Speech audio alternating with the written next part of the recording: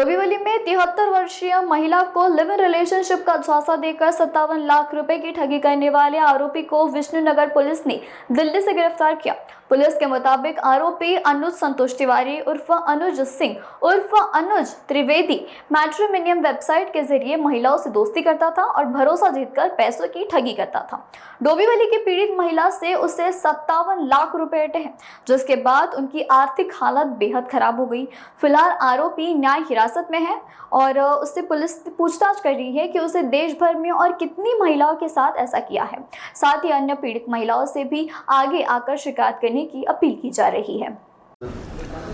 2025 मध्ये एका वृद्ध महिलेला मॅट्रिमोनियल साईटवरून एका आरोपीने संपर्क करून तिच्याबरोबर राहून आणि तिचेच मोबाईल सिम कार्ड वगैरे यूज करून त्याने तिला फ्लॅट घेण्याचा बहाणा दाखवला आणि त्या माध्यमातून तिच्याकडून जवळपास 57 लाख रुपये घेऊन तो पळून गेलेला होता।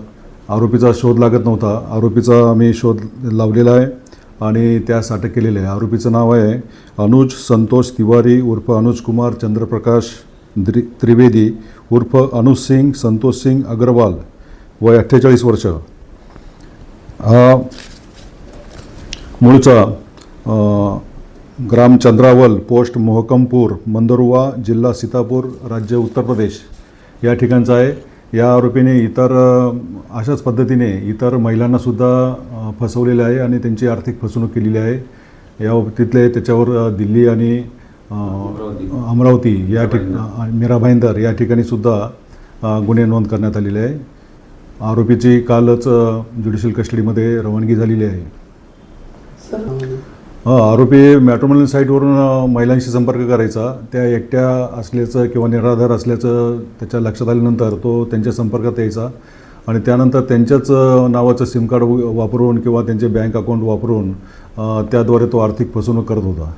याद्वारे आवाहन करू इच्छितो की मॅट्रिमोनियल साईटवरून कोणी असे त्रयस्थ व्यक्ती जे संपर्क करतात त्यांचं खात्रीपूर्वक आपण काळजीपूर्वक त्यांच्याशी संपर्क करावा आणि त्या अनुषंगाने अनोळखी व्यक्तीवर भरोसा न ठेवता आपले अकाउंट तो कोणी किंवा सिम कार्ड हँडल करणार नाही याची काळजी घ्यावी।